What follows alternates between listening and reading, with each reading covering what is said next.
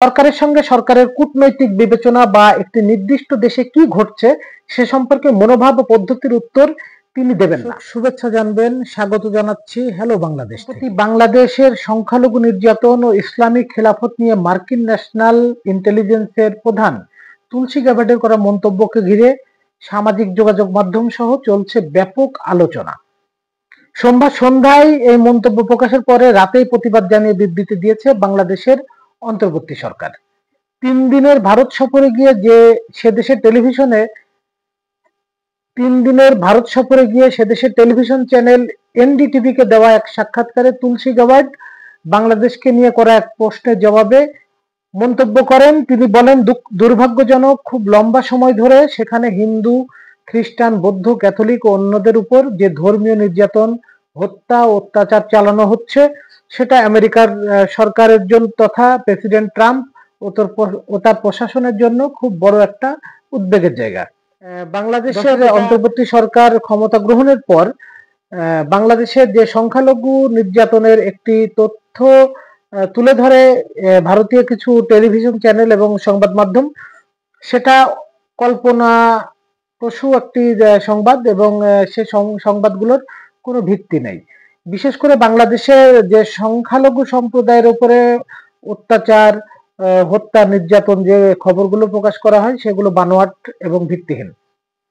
আমরা যদি লক্ষ্য করি, যেহেতু আমরা বাংলাদেশে বসবাস করি, আমরা এরকম কোনো নজির দেখি নাই যে বাংলাদেশের সংখ্যালঘু সম্প্রদায়ের উপরে কোনো নির্দিষ্টভাবে অত্যাচার, হত্যা, নিধনের মতো ঘটনা ঘটেছে। আসলে এটি একটা অপপ্রচারের অংশ।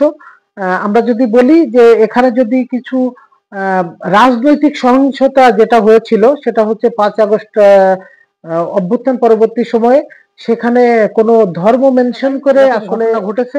সেই ঘটনাগুলোর ভিতরে সেখানে হিন্দু, মুসলমান, বৌদ্ধ, খ্রিস্টান, ক্যাথলিক এরকম কিছু মেনশন করা হয়নি। সেখানে মেনশন ছিল আওয়ামী লীগ, এন্টি আওয়ামী লীগ। তো সেক্ষেত্রে যদি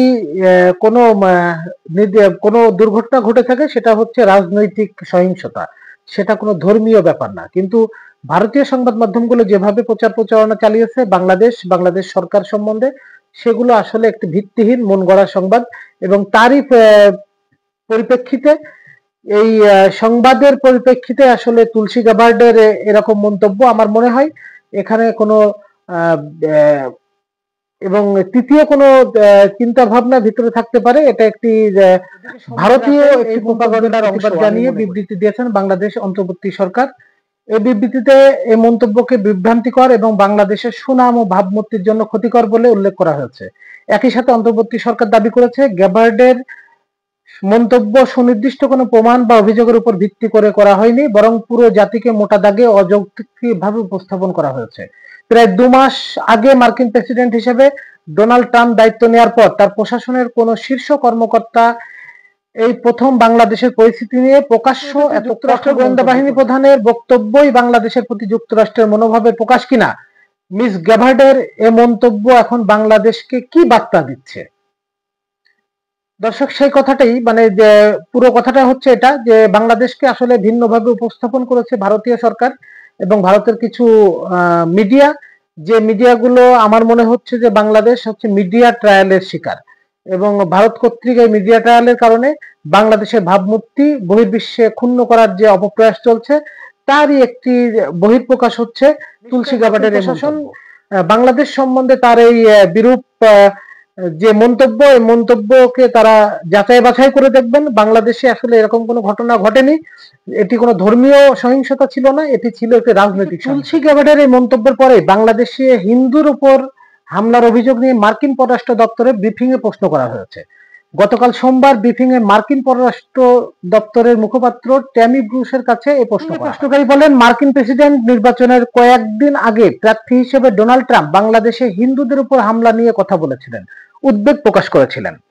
তার পররাষ্ট্রমন্ত্রীর দায়িত্বের প্রায় 60 দিন হলো। বাংলাদেশে হিন্দুদের পরিস্থিতি নিয়ে তার মূল্যায়ন কি? তিনি কি পদক্ষেপ বলেন? প্রশ্নকারী কি প্রেসিডেন্ট ট্রাম্পের কিছু দিক নিয়ে কথা বলছেন, যে যুক্তরাষ্ট্র তার অর্থাৎ ট্রাম্প প্রশাসন অন্য দেশে যা ঘটছে তা কিভাবে দেখে? বলেন বাংলাদেশ ব্রুস বলেন, পররাষ্ট্রমন্ত্রী রুবিও অবশ্যই এ বিষয়ে নেওয়া সিদ্ধান্তের প্রকৃতির ক্ষেত্রে তার দৃষ্টিভঙ্গি অনুসরণ করেন, তবে যখন আবার আলোচনা, কূটনৈতিক বিবেচনা, এর সঙ্গে যুক্ত কথাবার্তা এবং কি ঘটতে পারে তার কথা আসে, তখন তিনি এখানে ফলাফল কি হবে তা অনুমান করতে চান না। তার মনে হয় সেটাই সবচাইতে ভালো কাজ। প্রশ্নকারী বলেন, তিনি কি প্রশ্নটি নতুন করে করতে পারেন? ব্রুস বলেন, না, কারণ তিনি এ বিষয়ে উত্তর দেবেন না। যেগুলো একটি কূটনৈতিক ধরনের কথোপকথনের মধ্যে পড়ে সেখানে স্পষ্টতই তিনি কথা বলতে পারেন না, অথবা কি ঘটতে পারে সে সম্পর্কে তিনি অনুমানও করতে পারেন না। দেশের সংখ্যালঘু নির্যাতনের ভুল তথ্য প্রচারের বিরুদ্ধে মার্কিন সিনেটর গ্যারি পিটার্সের সহায়তা চেয়েছেন প্রধান উপদেষ্টা মোহাম্মদ ইউনূস। মঙ্গলবার ঢাকার রাষ্ট্রীয় অতিথি ভবন যমুনায় মিশিগান থেকে নির্বাচিত ডেমোক্র্যাট দলের সিনেটর পিটার্স প্রধান উপদেষ্টার সঙ্গে সাক্ষাৎ করেন। এ সময় প্রধান উপদেষ্টা বাংলাদেশ নিয়ে অপপ্রচারের বিষয়টি তার কাছে তুলে ধরেছেন বলে প্রধান উপদেষ্টা দপ্তরের সংবাদ বিজ্ঞপ্তিতে বলা হয়েছে। এতে বলা হয়, প্রায় 1 ঘন্টা ব্যাপী এক বৈঠকে তারা পারস্পরিক স্বার্থ সংশ্লিষ্ট বিষয় এবং দুই বন্ধুত্বপূর্ণ দেশের মধ্যে সম্পর্ক আরো গভীর করার উপায় নিয়ে আলোচনা করেন। দর্শক, আমরা নিশ্চয় জানি যে আমাদের অন্তর্বর্তী সরকারের প্রধান প্রফেসর মোহাম্মদ ইউনূস, তিনি একজন বিজ্ঞ ব্যক্তি, তিনি একজন অভিজ্ঞ ব্যক্তি, তিনি একজন বিশ্বের মাঠের খেলোয়াড়। তিনি শুধু বাংলাদেশের খেলোয়াড় নাই, তিনি সারা পৃথিবীর মাঠের খেলোয়াড়। অতএব প্রফেসর মোহাম্মদ ইউনূস কিভাবে এগুলো নিয়ন্ত্রণ করতে হয় সেসব বিষয় জানা আছে। আজকে অন্তর্বর্তী সরকারের প্রধান উপদেষ্টা প্রফেসর মোহাম্মদ ইউনূস না হয়ে যদি বাংলাদেশের অন্য কেউ হতেন, তাহলে ভারতের কাছে ভারত 5 আগস্টের পর থেকে যেভাবে বাংলাদেশ নিয়ে একের পর এক প্রোপাগান্ডা ছড়ানো, বিভিন্ন ধরনের চাপ সৃষ্টি করার চেষ্টা করেছে, শুধুমাত্র প্রফেসর মোহাম্মদ ইউনূসের মতো একজন দক্ষ মানুষ, একজন বিজ্ঞ মানুষ বাংলাদেশের উপদেষ্টা হওয়ার কারণে তিনি নরেন্দ্র মোদী তিনি সেই খেলায় ভালো ফলাফল অর্জন করতে পারেননি। কারণ প্রফেসর মোহাম্মদ ইউনূস শুধু বাংলাদেশের খেলোয়াড় না, তিনি সারা বিশ্বের একজন শক্তিমান খেলোয়াড়। আমরা প্রফেসর মোহাম্মদ ইউনূস, আমাদের বাংলাদেশের অন্তর্বর্তী সরকারের প্রধান, আমরা অবশ্যই চাই তিনি তার বিজ্ঞ অভিজ্ঞতা এবং তার যে বিশ্বব্যাপী তার যে একটি গ্রহণযোগ্যতা, সেটা দিয়ে বাংলাদেশকে আরো সামনের দিকে এগিয়ে নিয়ে যাবে এবং এইসব ছোট ছোট যত সমালোচনা আছে বাংলাদেশ নিয়ে, যত প্রোপাগান্ডা আছে বাংলাদেশের আভ্যন্তরীণ ব্যাপার নিয়ে হচ্ছে বহির্বিশ্বে যেভাবে ফোকাস করার চেষ্টা করছে, এসব পাইতারা নিশ্চয় প্রফেসর মোহাম্মদ ইউনূস থোড়াই কেয়ার করেন না। আই সে দ্যাট, যে থোড়াই কেয়ার করেন না, তিনি এগুলো ওভার লুক করে এবং হচ্ছে এর থেকে পরিত্রাণের কি রাস্তা আছে সেটা নিশ্চয়ই তিনি জানেন এবং বাংলাদেশকে সামনের দিকে এগিয়ে নিয়ে যাবেন সেই প্রত্যাশা রাখছি। বাংলাদেশ এগিয়ে যাবে প্রফেসর মোহাম্মদ ইউনূসের হাত ধরে। ধন্যবাদ, ভালো থাকবেন, শুভকামনা। Hello Bangladesh, hello.